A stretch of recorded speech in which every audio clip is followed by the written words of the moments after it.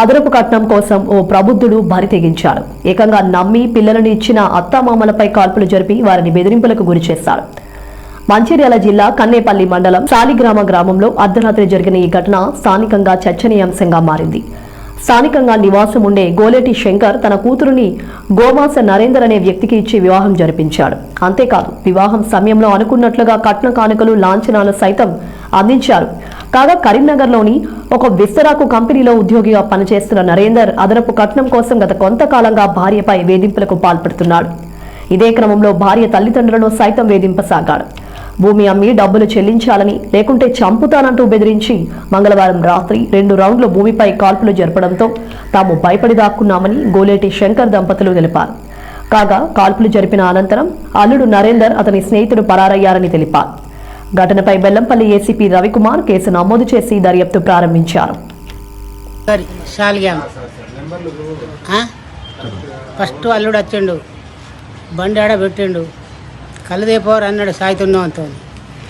అరే ఇవాళ నీకు అంటే నన్ను దగ్గర పిలిచిండు, నా కాళ్ళ మొక్కురా వదిలేస్తా అన్నాడు. కాళ్ళ మొక్కినాక ఇక కాళ్ళ మొక్కితే వదిలేదు లేదురా అన్నాడు అనుకున్నాడు. ఆడి కళ్ళ బండ్లే పోయిండు, కోటర్ తెచ్చిండు.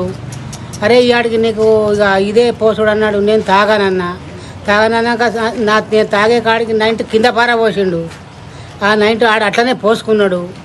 ఇక పోసుకున్న తర్వాత ఇక ఏం చేయాలి, ఇక మళ్ళీ పోయి మా చెల్లె పోయి ఏం చేసిండి అని పిస్తోల్ కొంటపోయి అటు పక్కల గోడేసి ఉన్నది, ఆ గోడ మీద పిస్తోల్ పెట్టింది. చిన్నమ్మ నువ్వు అక్కడెందుకు పోయినా అన్నది మా చిన్న చెల్లెది. అంటే అద్దు చిన్న అన్న మా చెల్లె అన్నది. ఆ చెల్లె అన్న తర్వాత ఇక ఏం చేయాలి, ఎట్లా చేయాలి మరి అన్నాక ఇదే ఆవుకు అన్నాక మళ్ళీ ఈడు రివర్స్ పోయిండు.